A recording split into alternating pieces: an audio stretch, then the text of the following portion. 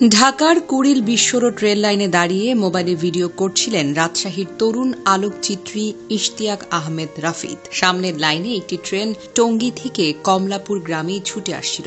ওই ট্রেনকে ভিডিও করছিলেন তিনি। ঠিক তখনই উল্টো দিক থেকে পাশের লাইনে আরেকটি ট্রেন দ্রুত গতিতে চলে আসছিল, কিন্তু তিনি বুঝতে পারেননি, কারণ দুটি ট্রেনের শব্দ একসাথে মিলেমিশে গিয়েছিল।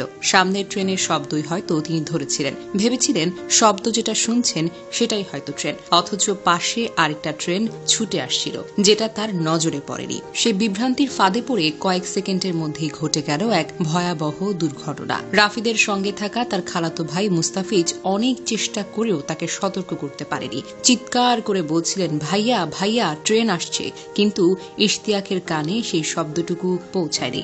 ভিডিও করায় মনোযোগী ছিলেন, হয়তো ট্রেনের তীব্র শব্দে ভাইয়ের সতর্কতা ঢেকে গিয়েছিল। পর মুহূর্তেই ট্রেন তার শরীরটি করে দিয়ে চলে যায়। ঘটনাস্থলে তার মৃত্যু ঘটে।